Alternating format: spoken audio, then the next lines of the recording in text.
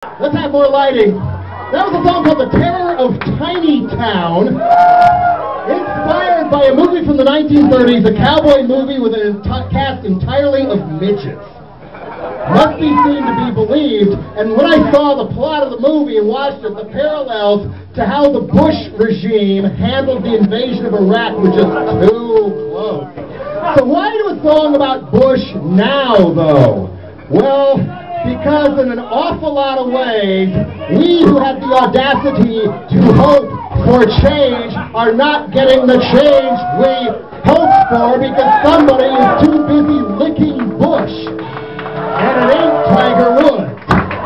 Yeah. You know, not just giving money to the banks that could have gone to the people who were losing their houses so the banks would get it anyway when they paid their mortgage off.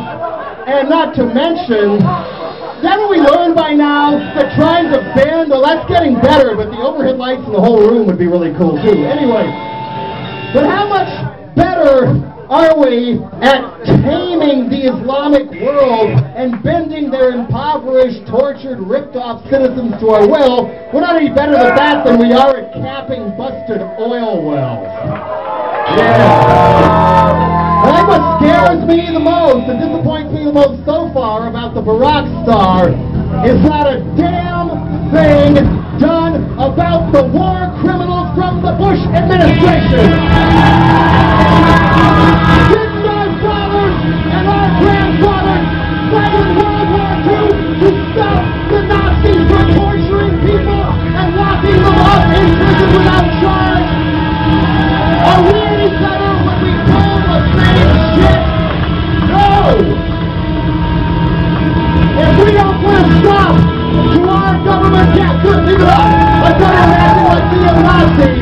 Who knows? Yeah, that's fine. That's better. Thank you for the light. Torture is not okay, people. Never. It hasn't stopped one bombing anyway. It's not even an attempt. Torture is not okay. Ever!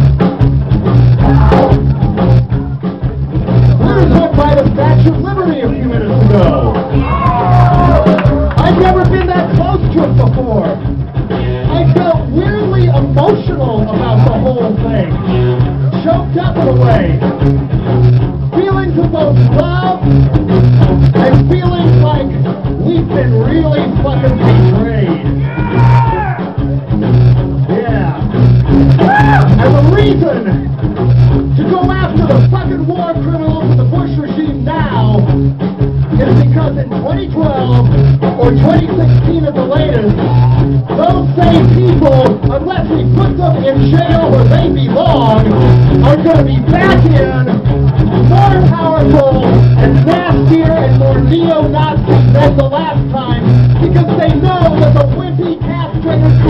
Democrats won't do a damn thing to put him in prison.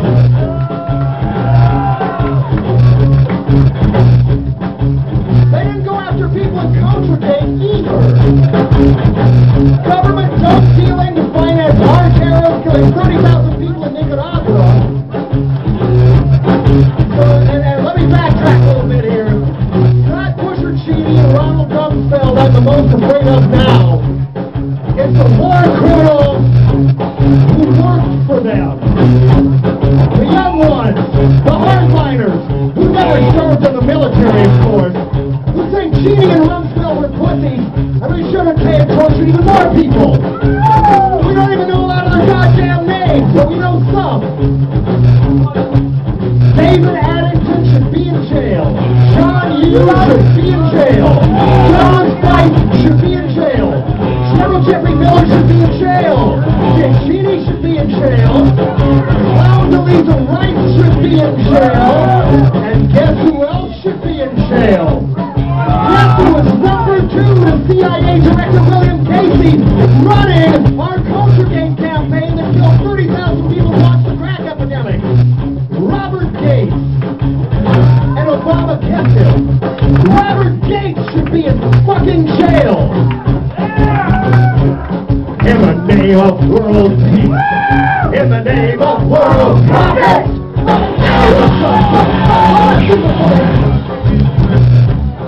America wants more. It needs money. So let's get down and get it. And then putting down the Muslims. Well, they by the CIA. Don't let it ask my way. These poor bills got labor camps. They think they're feeling cool.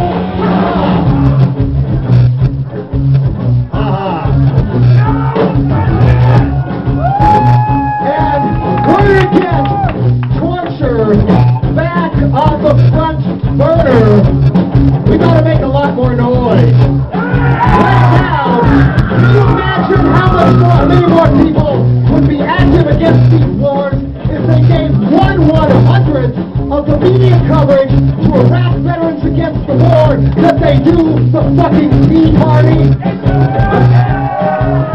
Yeah. All we've got is us.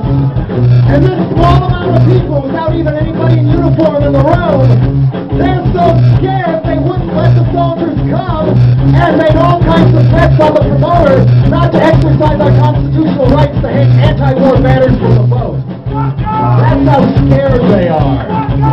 Yeah.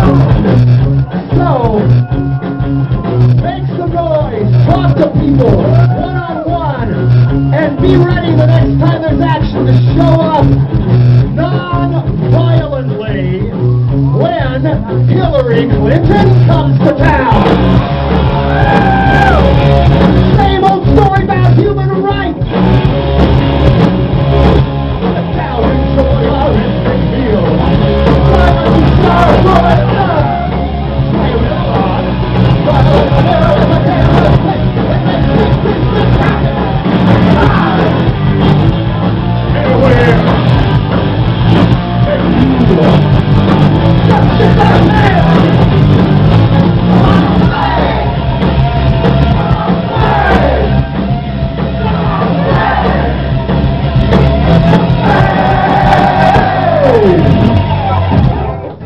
Oh!